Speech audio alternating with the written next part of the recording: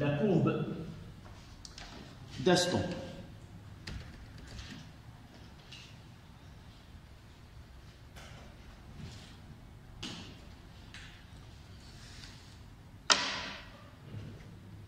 Trois, 2, 1. Énergie de liaison par nucléon.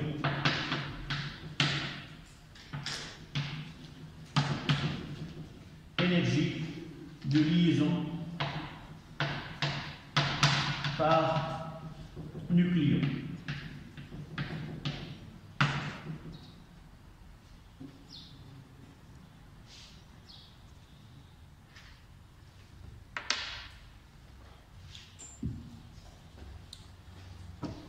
Comment est-ce que nous avons traité EL? Oui, toi tu as déjà écrit la leçon. On l'a. Donc on va essayer de la rappeler. Ce que nous avons fait des calculs, nous avons comparé des noyaux. D'accord. Donc énergie de liaison par nucléon, on ne peut pas passer à la courbe d'Aston sans qu'on revoie cette énergie de liaison par nucléon. Nous l'avons déjà traité. Dites-moi à quoi sert cette énergie de liaison par nucléon et comment nous avons pu passer de l'énergie de liaison EL à l'énergie de liaison par nucléon. Qui est... Oui?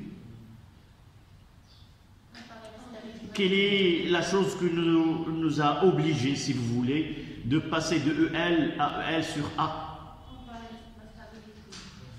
Oui? Est-ce que EL est insuffisante pour comparer la stabilité? C'est l'énergie de liaison du noyau. Qu'est-ce que nous avons constaté? Nous avons constaté que malgré ce EL grand, toujours il y a des noyaux qui sont instables. Et nous avons constaté que des noyaux qui ont EL plus petit que d'autres noyaux, ils sont plus stables que les autres. Et nous avons pensé à parler de ce qu'on appelle la participation de chaque nucléon dans cette stabilité. Et par la suite, c'était nécessaire de diviser ce EL du noyau par ses constituants et d'arriver à ce EL sur A qui est la vraie valeur pour comparer cette stabilité. Donc, qu'est-ce qu'il a fait la courbe d'Aston? Aston, c'est un physicien qui est anglais. Vous pouvez, je mettrai dans le groupe deuxième sciences physiques, option français 1, la biographie de ce savant. Si nous pouvons, à l'époque de Aston, donner le nom d'un ingénieur, ça sera un ingénieur de physicien chimiste. Et il a pu, par ses études qu'il a fait, être capable, l'assistant de plusieurs savants de son époque. Il a pu édifier, si vous voulez, un spectroscope de masse. C'est une technique qui permet, je l'ai dit avant, permet de déterminer la masse des noyaux. Mais ce travail-là a été fait en 1920. 1920, c'est-à-dire, nous avons déjà la relation d'Einstein, E est égal à mc carré, et delta de E est égal à delta de mc carré. Mais lui, au début, et là, on lui a donné, si vous voulez, le prix Nobel en 1922 sur ses travaux, les isotopes.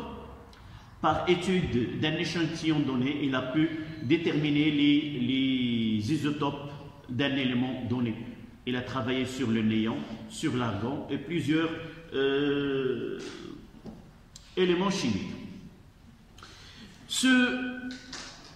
Cette courbe que nous allons dessiner n'a pas été faite par Aston. Tout simplement, à l'époque où il travaillait sur cette courbe, on ne savait même pas les constituants du noyau.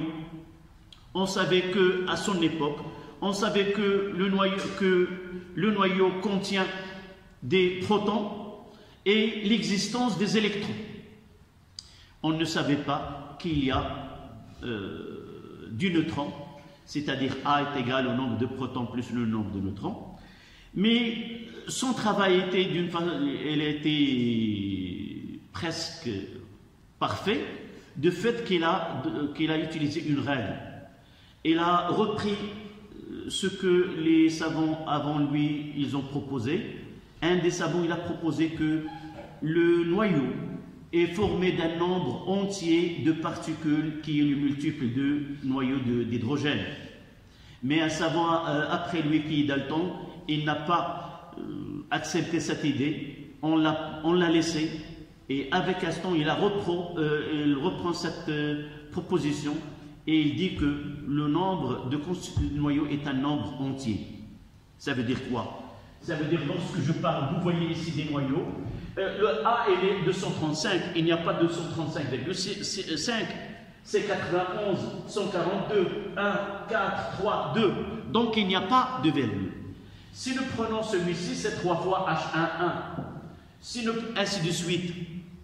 Donc, pour lui, il a eu l'idée de arriver à A sans connaître le nombre de neutrons et le nombre de protons. Qu'est-ce qu'il a fait? Il a fait des expériences dans cet appareil de spectroscope de masse. Et par exemple, lorsqu'il trouve que la masse d'un noyau X est égale à 36,980, qu'est-ce qu'il dit? Il dit que ce noyau-là, et là, un A est égal à combien? Combien? Un nombre entier. Qui est le plus proche? C'est 37. C'est 0,98. D'accord? Et à partir de cette règle-là, il a pu faire des calculs qui sont très acceptables et sans connaître qu'il s'agit là, on connaît le nombre de protons. Par exemple, dans le cas du chlore, 37-17, on connaît qu'il y a 17 protons. Et puisqu'il est un atome, c'est 17 électrons, mais 37, lorsqu'il fait des expériences, il trouve que ce 37-là qui a trouvé ces 36,9 ne correspond pas à ce 17. Donc il y a un manque. Et par la suite, pour combler cette, si vous voulez, c'est pas une ignorance, mais on n'est pas passé à l'étape de connaître qu'il s'agit d'un manque de constituants qui sont les neutrons. Il doit attendre jusqu'à 1932 où un autre savant qui est Chadwick qui a permis de mettre en évidence l'existence de neutrons dans le noyau. Mais son travail il était acceptable puisqu'il a pris cette règle pour combler la connaissance de ce neutron. Donc, qu'est-ce qu'il a fait Aston? La première des choses, c'est qu'il a déterminé les masses des noyaux. Et il a déterminé les isotopes de plusieurs noyaux. Plus que 200 isotopes a été déterminé par son appareil. Deuxième étape, qu'est-ce qu'il a fait? Avec ce CL3717, qui a trouvé 36,980, il a dit qu'il y a une différence de masse. Donc cette différence de masse, c'est elle qui est, on peut l'utiliser comme un moyen de quoi? De stabilité, de voir la stabilité du noyau. Donc qu'est-ce qu'il a fait? Il a fait delta de M sur A, et ce delta de M n'est autre que ce M de X qui a déterminé expérimentalement moins A sur A. En quelque sorte, ça c'est quoi? Si nous mettons par C carré, ça donne quoi? C'est l'énergie de liaison. Lui, il ne l'a pas utilisé, mais il a donné un autre nom qui est la fraction de défaut de masse. C'est-à-dire fraction, c'est un rapport entre le défaut de masse et le nombre de nucléons. Et il a représenté ce delta de M sur A en fonction de A. Évidemment, il a trouvé une valeur qui est très très petite. Et pour le mettre dans une courbe, il a multiplié par 10 à la puissance 4 pour avoir des valeurs qui sont acceptables. À son époque, on ne connaît pas les unités en physique nucléaire. D'accord, on ne savait pas le MEV C-2, on ne savait pas, mais il a fait ce travail-là. Et on le refait par la suite avec, au lieu d'utiliser ces notations que Aston a fait, on utilise en fonction de S sur A avec A. D'accord? Ça, c'est le travail de ce savant. Mais puisque tout le travail et l'idée géniale de ce savant a permis aux autres qui viennent par la suite, qui ont fait cette correction, de garder toujours la même courbe au même savant qui est la courbe d'Aston. D'accord? Quelle est, avant de la dessiner, on va la trouver dans les exercices, mais qu'est-ce qu'on nous demande de cette courbe? La première des choses, c'est à partir des valeurs qui sont cette courbe, je peux déterminer EL sur A, je peux la lire. Donc c'est un couple où il y a moins EL sur A, on va voir le signe, moins EL sur A et A. Donc à partir de moins EL sur A, je peux déterminer EL en changeant le signe et en multipliant par A. La première des choses. La deuxième, c'est que dans cette courbe, on a tracé la plupart des noyaux existants, qu'ils soient stables ou instables. Et à partir de cette courbe, nous pouvons déterminer des régions. La région de stabilité et des régions de non-stabilité. Donc les régions de stabilité, ce sont les régions sous la partie de cette courbe où tous les noyaux qui sont instables tendent à s'approcher de cette zone-là en réalisant deux types, ce que nous avons dit, en réalisant soit une désintégration, soit une fission, soit une fusion. Donc ces transformations nucléaires permettent de s'approcher à cette zone. Aussi, je peux comparer deux noyaux dans cette courbe. Et pour en finir, que cette courbe-là, ce n'est pas une loi mathématique. Ce sont des mesures expérimentales, traduites en courbe. La majorité, si nous parlons, il y a une zone de stabilité entre 20 et 180, ça ne veut pas dire que tout ce qui est à l'intérieur de cette zone, elle est stable. Il y a des exceptions. D'accord? Mais généralement, on parle dans le cas général, au milieu, il y a cette zone de stabilité qui est caractérisée par une valeur absolue de EL sur A qui est très grand.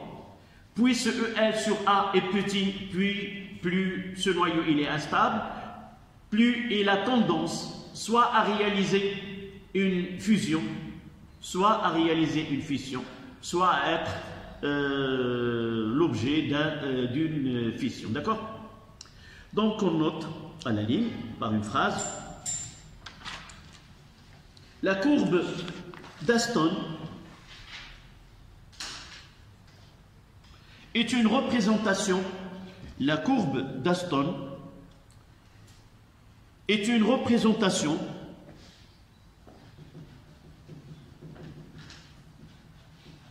de moins EL sur A en fonction de A. En fonction de A.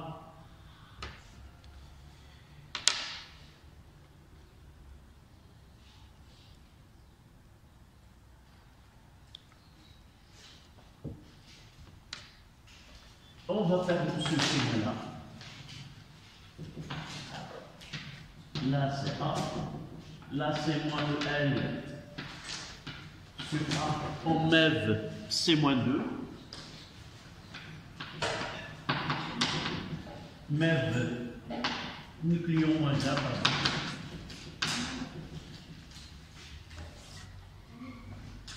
on va mettre ici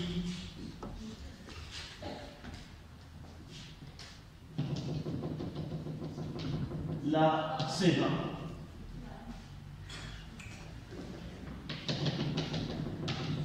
On peut trouvez la 180, vous allez ici, vous consultez certaines courbes, vous trouvez 20, 180, 190, 200, mais il n'y a pas une définition exacte de cette zone, c'est-à-dire on trouvera 20 et 180.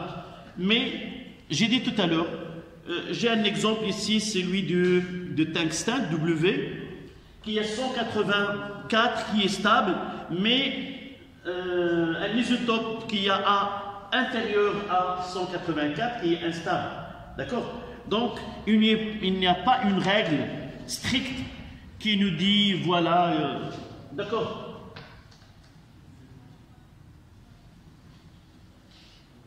Voilà. C'est quoi cette courbe bleue? En réalité, je prends des noyaux. Ce sont des noyaux.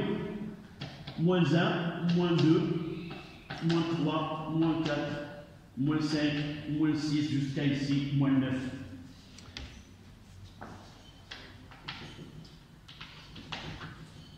Là, c'est...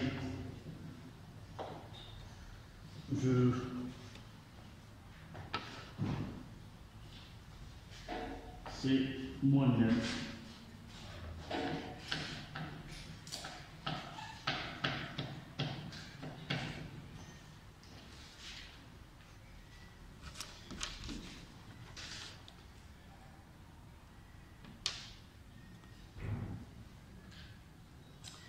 Là, c'est H11.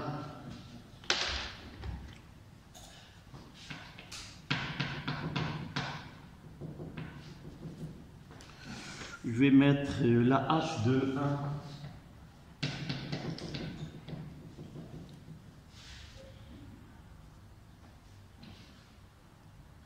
C'est He42, l'hélium.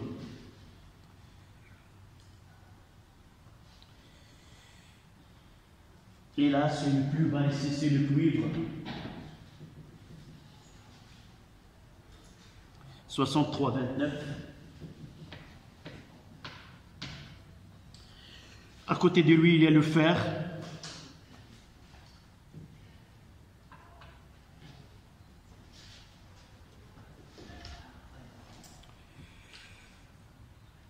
C'est 56,26.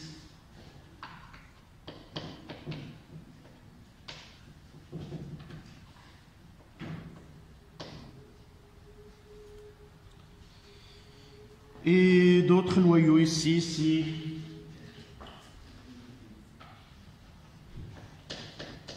184, 74. Là, il est stable. Cet isotope qui est W, il est stable. De ce côté-là, il y a le plomb Pb.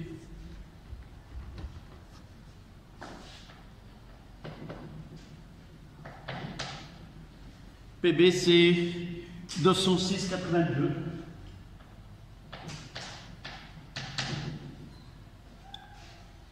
Et l'uranium 235, là.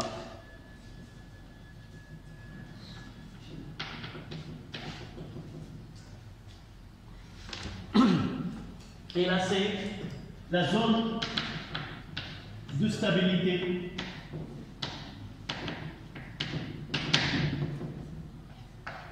Qu'on peut trouver dans d'autres documents, soit plus petits, soit plus grands. Et il y en a qui utilisent 200, 190. Mais vous voyez dans cette notation 180, mais 184, il est stable. Donc, on peut élargir cette zone jusqu'à 190. Juste là, pour faire entrer ce élément tungstène. Mais avant celui-ci, il y a un isotope qui est A plus petit, mais il n'est pas stable. Donc, on s'arrête 5 minutes et on continue par la suite.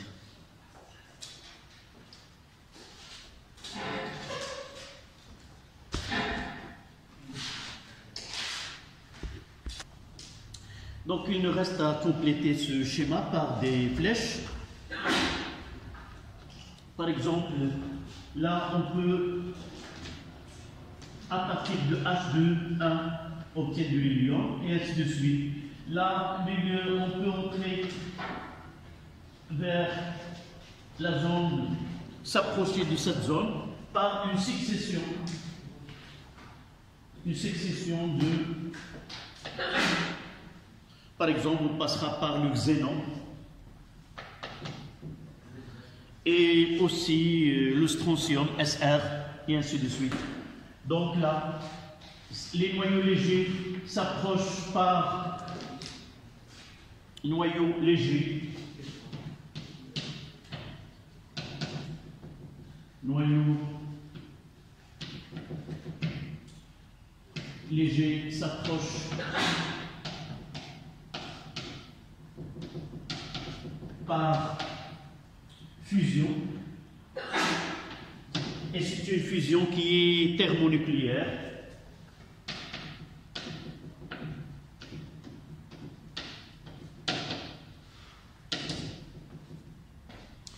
Et les noyaux lourds s'approchent par fission.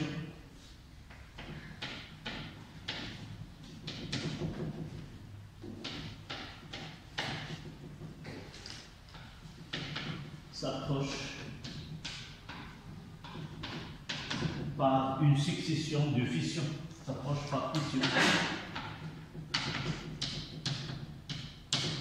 C'est-à-dire leur masse diminue. Donc, une fois que leur masse diminue, ça veut dire qu'il y a de l'énergie qui se dégage, et par la suite, elle passe d'un état moins stable à un état plus stable. De ce côté-là, elle passe de masse qui est de noyau léger à un noyau qui est plus léger, et on voit que leur énergie de liaison par nucléon augmente, c'est-à-dire qu'ils gagnent de la stabilité. Nous pouvons soit à partir de EL sur A ou EL, soit à partir de l'autre côté de la perte de masse, c'est-à-dire la perte de l'énergie, pour se situer vers la zone de stabilité. Donc c'est ça ce qu'on vous demande. Généralement, on vous donne les zones séparées. Il suffit de dire ça c'est